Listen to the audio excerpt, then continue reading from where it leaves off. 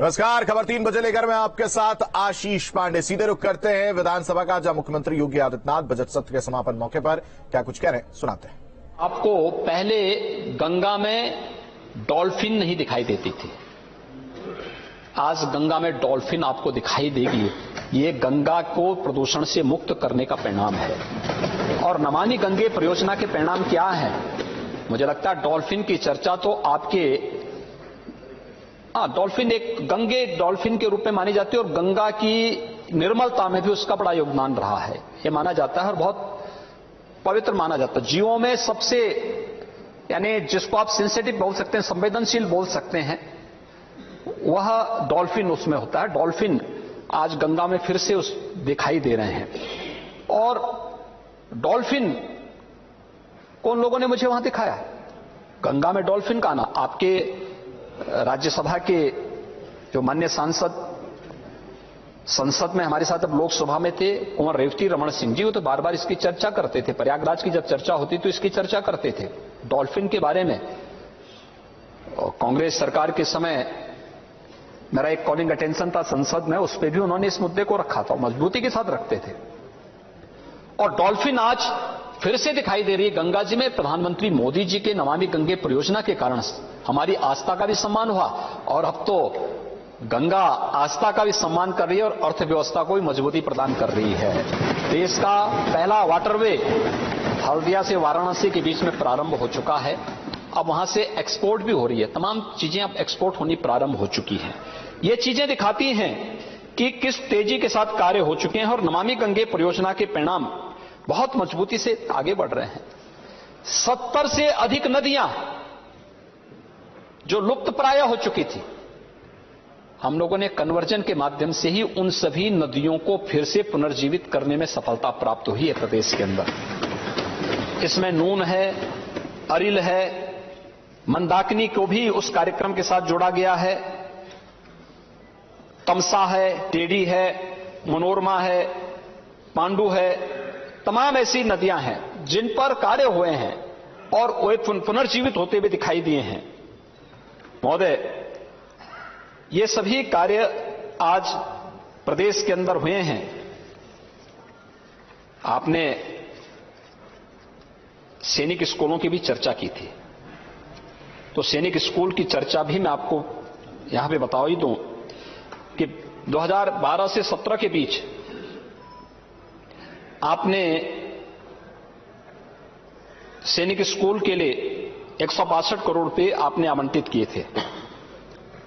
हम लोगों ने 216 करोड़ रुपए सैनिक स्कूलों के लिए प्रदेश के अंदर आवंटित किए और नए बजट में भी हम लोगों ने इसका प्रावधान किया है। पहली बार सैनिक स्कूलों में बालिकाओं को भी प्रवेश दिया जाए, यह प्रावधान यूपी ने प्रारंभ किया है। यही नहीं, उनकी क्षमता को दुगना किया जाए। कभी प्रदेश के मुख्यमंत्री के रूप में डॉक्टर संपूर्णानंद जी ने देश का पहला सैनिक स्कूल लखनऊ में खोला था 1960 में। आज कैप्टन मनोज पांडे सैनिक स्कूल उत्तर प्रदेश, सैनिक स्कूल उत्तर प्रदेश आज अपनी दुगनी क्षमता के साथ कार्य कर रहा है और बालिकाएं भी वहां पर प्रवेश ले चुकी हैं। उन कार्यक्रमों को सफलतापूर्वक आगे किया जा रहा है। वर्तमान में प्रदेश में हम लोग जो सैनिक स्कूल के कार्य को आगे बढ़ा रहे हैं, प्रदेश में 5 सैनिक स्कूल वर्तमान में, यानी 4 क्रियाशील हो चुकी हैं, 5वां क्रियाशील होने की ओर अग्रसर है और हम लोगों ने 16 नए सैनिक स्कूल, हमारा प्रयास है कि हर कमिश्नरी स्तर पर एक सैनिक स्कूल की स्थापना हो।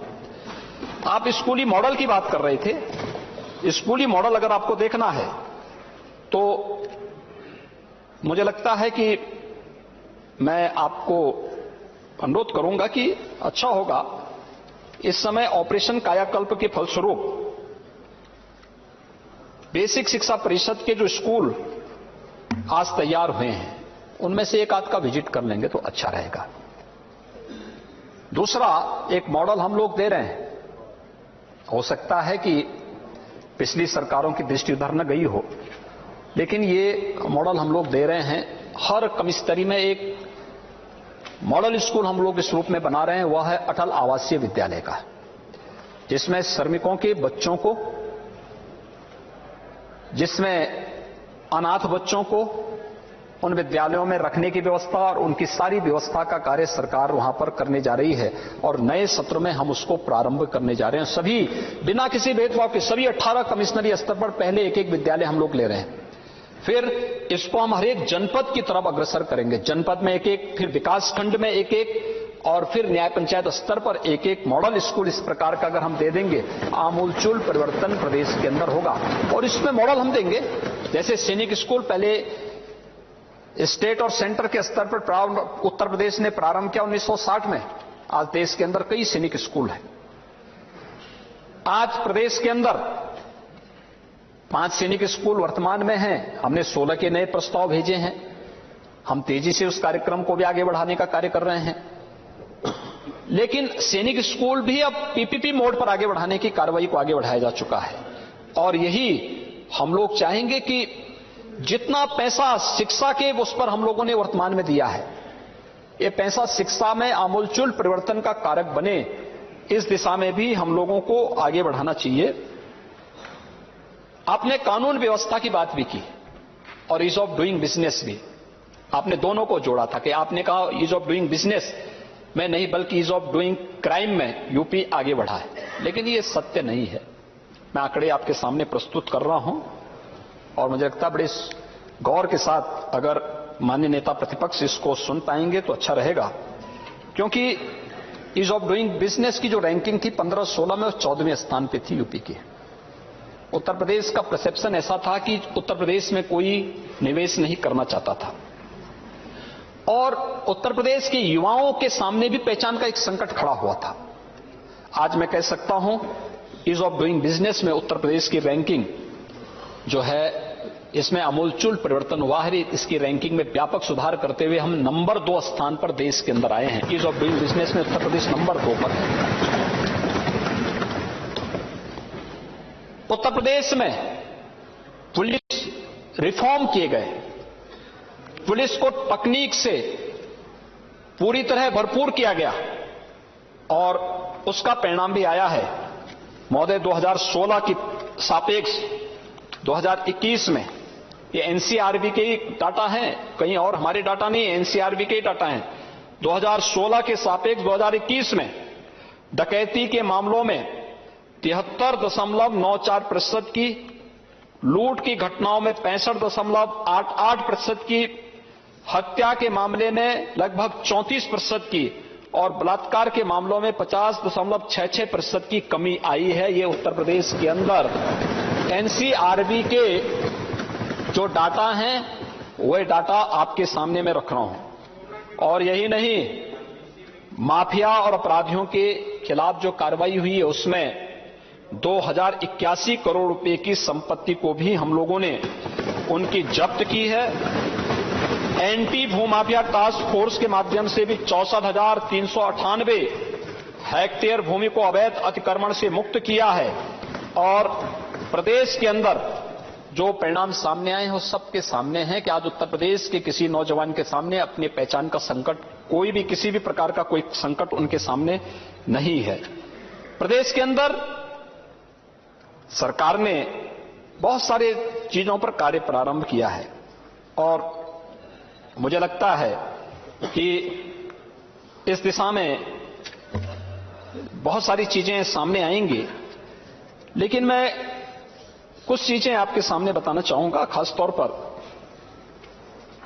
जो चीजें आप यहां पर कह रहे थे, आपने गन्ना किसानों की बात भी की थी।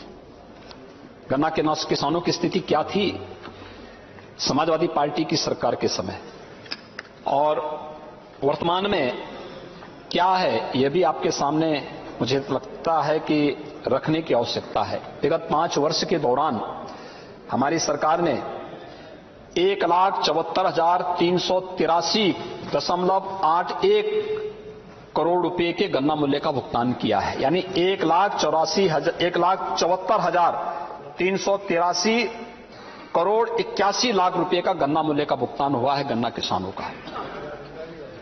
और अगर आप देखेंगे, अभी भी आ रहा हूं मैं उस पे भी, अभी भी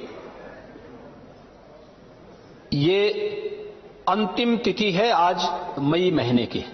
अभी हमारी 120 चीनी मिलें हम लोगों ने इस सत्र में चलाई थी। 4 चीनी मिलें अभी भी हमारी चल रही हैं और जब तक गन्ना किसानों के खेत में गन्ना होगा, एक भी डंठल गन्ना होगा, तब तक चीनी मिलें चलेंगी। राज्य सरकार का जो पहले दिन का संकल्प है हम उसको लेकर के आज भी काम कर रहे हैं। लेकिन गन्ना मूल्य का भुगतान कब कब कितना हुआ है, अगर इसके बारे में भी अगर आप देखेंगे तो स्टेटस है वो आपके सामने आ जाएगा कि कैसे, यानी राज्य सरकार ने अपने स्तर पर, यही नहीं गन्ना किसान को घटतोली से मुक्त करने की कार्रवाई रही हो, पर्ची की ब्लैकमेलिंग से बचाने के लिए जो कार्रवाई की गई हो, यह भूतपूर्व है। तकनीक का उपयोग किया गया, सीधे किसान के स्मार्टफोन पर ही सुविधा दे दी गई है कि उसको पर्ची की सुविधा उसके स्मार्टफोन पर आ जाएगी। और बढ़ते हैं आगे, आपको बड़ी खबर बता देंगे। कल अयोध्या